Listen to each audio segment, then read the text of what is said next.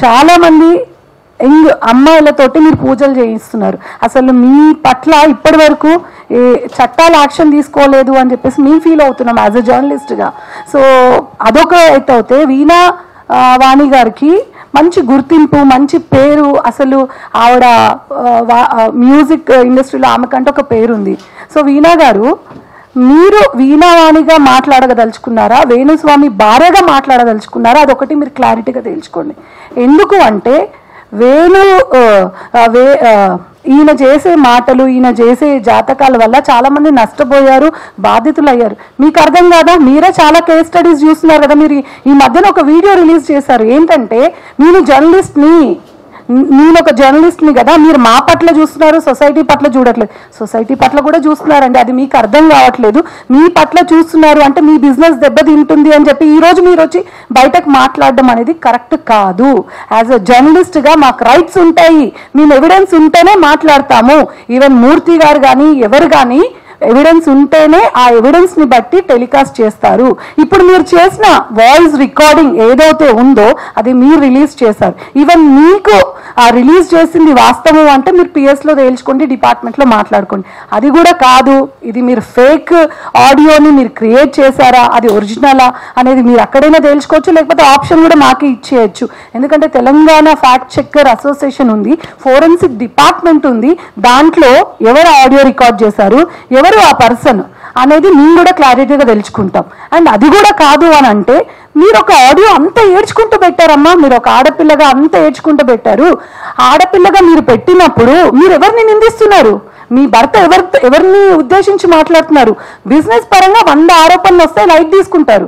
ఒక పేరు, ప్రతిష్ట, ఒక ఫ్యామిలీ, వాళ్ళు ఎన్నో ఏళ్ల నుంచి వాళ్ళకు ఉన్న గుడ్ విల్ని మీరెవరు బ్యాడ్ చేయడానికి, విడిపోతారు అని చెప్పడానికి మీ హస్బెండ్కి ఎంత రైట్స్?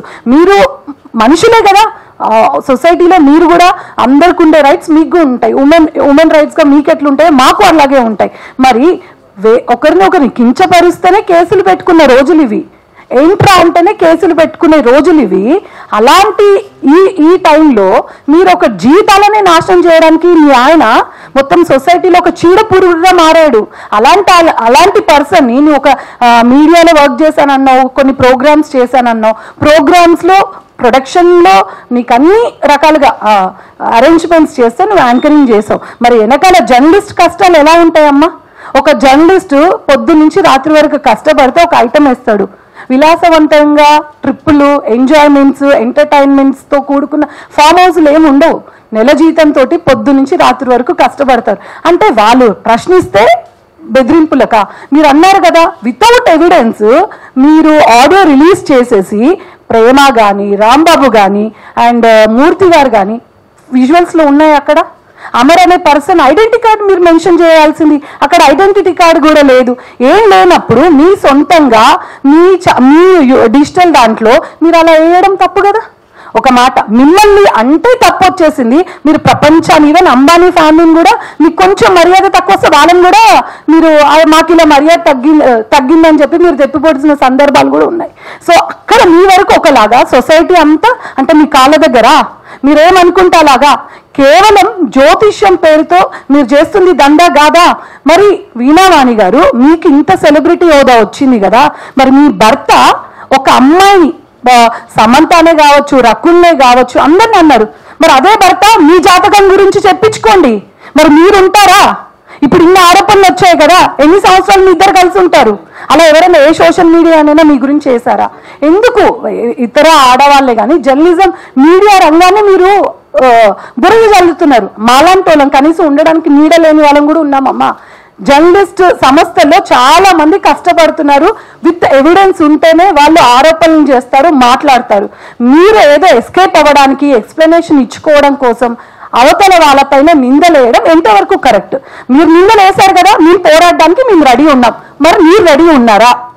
ఇప్పుడు ఆ ఆడియో రిలీజ్ ఎవరైతే ఉన్నారో అమర్ అనే పర్సన్ TV5 సంస్థలో కానీ ఎక్కడ పనిచేయట్లేదు. ఆ పర్సన్ లేని పర్సన్ని ఆడియో ఎలా వస్తుంది? ఇప్పుడు మీరు చేసినట్టు అట్లా ఫేక్ క్రియేట్ చేస్తే ఎలా ఉంటుంది? మాకు అవన్నీ అవసరం లేవు. చట్టం ఉంది, లీగల్ ఉంది. మీకు ఇన్ని ప్రాబ్లమ్స్, ఈవెన్ బెదిరింపులకు వాళ్ళు పాల్పడినా యూ హ్యావ్ ఆల్ రైట్స్ మీకు ఉన్నాయి. మీరు ఉమెన్ కమిషన్కి వెళ్ళి అక్కడ ఎక్స్ప్లెనేషన్ ఇచ్చుకోండి, అండ్ డిపార్ట్మెంట్కి వెళ్ళండి, లీగల్కి వెళ్ళండి, ఇన్ని ఉన్నాయి. మీకు తెలీదా?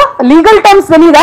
డిజిటల్ మీడియాలో ఉన్నప్పుడు ఒకరి వ్యక్తిగత జీవితం పైన అసలు ఇవ్వడం కూడా తప్పే. డిజిటల్ మీడియాలో యూట్యూబ్ ఛానల్స్ కూడా ఇవ్వద్దు, డిఫామేషన్ కేసు పడుతుంది. మీ భర్త పైన ఎన్ని డిఫామేషన్ కేసులు పడాలి? అంటే ఈ బిజీ లైఫ్ లో వీళ్ళు ఉంటారు అని చెప్పి మీకు నచ్చినట్టు మీరు మాట్లాడితే, వన్స్ ఇప్పుడు ఇన్ని రోజులు మీకు నచ్చినట్టు చేశారు, ఇప్పుడు అందరూ ఒక టీమ్ గా ఫామ్ అయ్యారు. ఫామ్ అయినప్పుడు ఆయన చూసుకుంటాడు. మీకు ఎందుకమ్మా? మీ సెలబ్రిటీ, మీ మ్యూజిక్ వరల్డ్, మరి జాతకాల విషయంలో మీ పాత్ర ఉంది అని ముందు నుంచి మరి మీ డిజిటల్ దాంట్లో కూడా మీరు టెలికాస్ట్ చేసుకోవచ్చు కదా. అసలు చాలా మందికి వేణుస్వామి గారి భార్య అనేది ఈ మధ్య కాలంలో అందరికీ తెలిసింది. మీకున్న గుర్తింపు అది. సో మీరు ఉన్న గుర్తింపుని మీ భర్తకు మీరు సపోర్ట్ చేస్తున్నారు అంటే, మీరు ఒక మాట అన్నారు జర్నలిస్ట్ అని చెప్పి. ఆ జర్నలిస్ట్ అనేది చాలా హార్డ్ వర్క్ చేసి మీరు ఆ ఫీల్డ్లోకి వెళ్ళి ఒక ఇంటర్వ్యూస్ చేసి అన్ని రకాలుగా మీరు కష్టపడ్డారు కదా. మీకు తెలీదా జర్నలిస్టులు ఎవిడెన్స్లు ఉంటేనే మాట్లాడతారు, లేకపోతే మాట్లాడరని? మీకు అన్ని రైట్స్ ఉన్నాయి. ఇప్పుడు మూర్తి గారు కానీ మీరు ఇన్ని అంటున్నారు కదా ఆరోపణలు. అసలు ప్రేమ గారు ఎక్కడున్నారు? నెదర్లాండ్స్ ఎక్కడో ఉన్నారు.